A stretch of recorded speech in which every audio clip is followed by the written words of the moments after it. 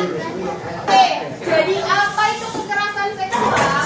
Kekerasan seksual adalah segala bentuk tindakan yang bersifat seksual yang dilakukan terhadap seseorang tanpa persetujuan atau keinginannya. Nah, kekerasan seksual itu ada banyak jenisnya, bisa melalui verbal, fisik, hingga digital. Nah, kalian tahu nggak apa perbedaan dari kekerasan seksual sama pelecehan seksual? Yang tahu angkat tangan. Yang beda di kata-kata apa? Pelecehan sama? Nah, itu pelecehan seksual itu sifatnya adalah merendahkan. Sedangkan kekerasan seksual itu sifatnya adalah Nah, jadi kedua hal itu berbeda. Kekerasan seksual itu biasanya dilakukan dengan sifat mengancam atau ada keterpaksaan. Dua hal ini sebenarnya sama-sama keterpaksaan, tapi bisa dikatakan kalau itu kekerasan seksual ketika si pelaku ini memaksa dengan tindakan yang berlebihan. Nah, kalau pelecehan seksual itu hanya menghina atau membuli seperti mengatai fisik dan lain-lain. Nah, itu sifatnya merendahkan. Jadi beda ya teman-teman. Kan ada yang tahu nggak jenis dari kekerasan seksual? Mungkin kayak gini. Kalau misalnya ada yang menyebarkan video porno termasuk ke dalam pelecehan seksual atau kekerasan seksual. Bagi beberapa orang itu adalah pelecehan seksual. Tapi ketika yang disebarkan dalam video ini adalah seseorang, contoh nih, misalnya nama Aska. Nah, misalnya nih Aska. Yang disebar dalam video ini adalah wajah Aska. Meskipun hal itu belum tentu Aska melakukan. Itu termasuk dari kekerasan seksual. Karena Aska merasa terancam. Nah, maka itu termasuk dari kekerasan seksual. Nah, mitos dan fakta. Apakah kekerasan seksual itu dilihat dari penampilan si korban, mitos atau fakta? Karena ya betul. Jadi penggunaan pakaian atau penampilan seseorang itu tidak akan menjadi tolak ukur orang itu akan terkena kekerasan seksual atau tidak. Karena kekerasan seksual itu nggak dilihat dari penampilan, tapi tergantung sama pelaku. Selanjutnya akan dijelaskan oleh Mbak Rifat. Sudah dibahas beberapa oleh Kak Bunga ya. Lalu ada dua lagi kekerasan yang harus kita cegah selain kekerasan seksual. Ada yang tahu? Jadi ada dua, yaitu kekerasan emosional atau psikis. Biasanya perundungan atau bullying. Siapa yang di sini masih melakukan bullying? Ada.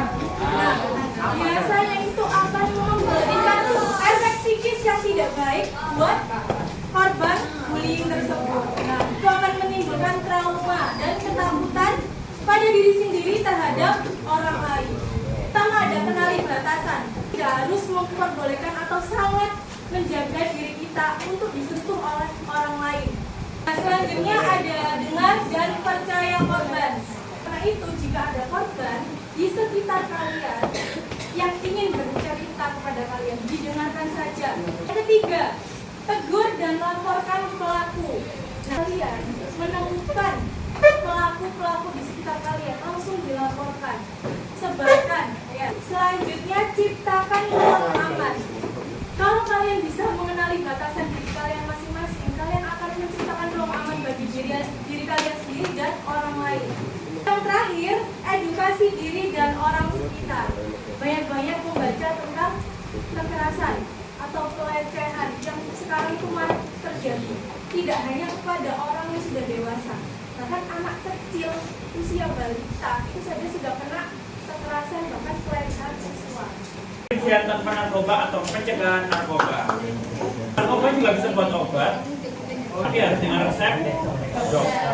Oke, narkoba adalah suatu zat atau gabungan dari narkotika, psikotropika, dan juga zat adiktif, di mana ketiga zat ini sangat berbahaya bagi kesehatan mental atau kesehatan fisik. Nah, karena efeknya dari itu, pengguna akan terus menggunakan terus menerus dia sadar bahwa dunia telah berubah. Atau suatu penelitian yang mengatakan banyak orang yang lebih memilih narkoba daripada membeli sebuah telur rebus. Ciri-ciri narkoba yang narkotika. Narkotika ini yang bisa menghilangkan kesadaran atau membuat halusinasi. Ganja, betul, betul lagi. Tapi ganja juga bisa buat apa ya, Adik? Di Taiwan, ganja udah legal. Untuk zat narkotika, melalui daya pikiran manusia. Dan untuk zat adiktif, pasti kalian tahu lah, sama cowok yang merokok, dibuat selain kerusakan mental karena sudah buat kecanduan. Selanjutnya akan dijelaskan oleh rekan saya. Oke teman-teman, selanjutnya yaitu dampak dari narkoba itu sendiri. Ada 3 bahasan. Yang pertama bahaya fisik, kedua bahaya psikologis, dan yang ketiga bahaya sosial. Yang pertama, rusaknya organ tubuh. Ketika pengguna ini sudah sering kali atau kecanduan untuk mengonsumsi obat-obatan atau zat-zat tersebut, maka organ-organ tubuh akan terkena juga. Terus lalu yang kedua, overdosis. Jadi overdosis ini juga salah satu tingkatan pengguna yang terlalu berlebihan juga. Bahkan bisa menjadi salah satu penyebab seseorang itu meninggal. Psikologis. Poin pertama, halusinasi dan depresi.